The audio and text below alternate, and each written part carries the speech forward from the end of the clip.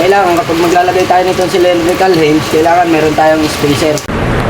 Pwede na! Ito pa nga pala kapag maglalagay ka nitong cylindrical hinge, para hindi siya nabubunot. Ito na po yung ating ginawang grill.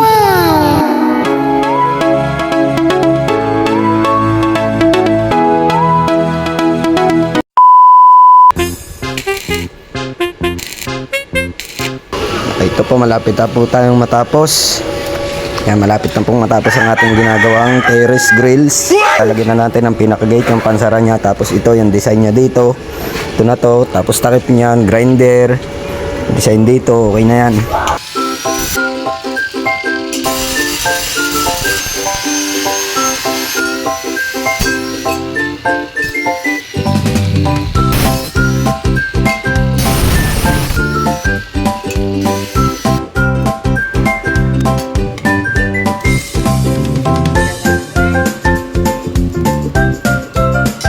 Kailangan kapag maglalagay tayo nitong cylindrical hinge, kailangan meron tayong spacer.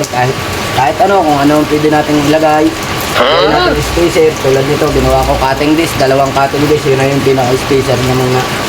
Ito pa nga pala kapag maglalagay ka nitong cylindrical hinge, para hindi siya nabubunot, kailangan para hindi siya mabunot, magkakontrahan.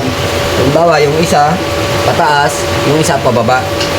Yung isa pababa, kasi yung isa pataas para hindi siya nabubunot. Dahil kapag parehas yung pataas, pag minilding mo yan, mabubunot yan.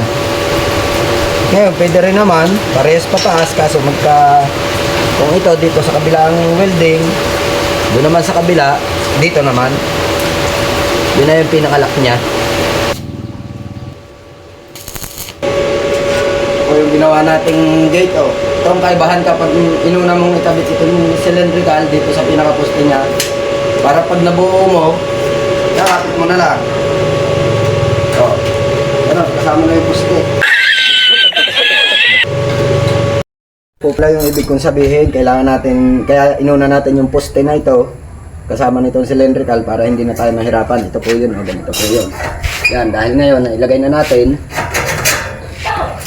Oh my God! Oh. Isang beses ka lang mag-a-align para hindi ka na mahirapan. NANI? Yan, okay na.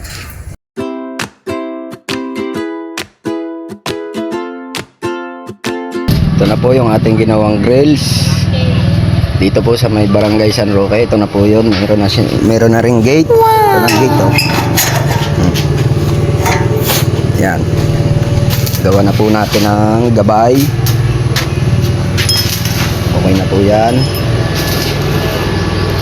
Yan po, nagwi-welding pa po ng sampayan yan. Shoutout muna, kaway-kaway muna pare.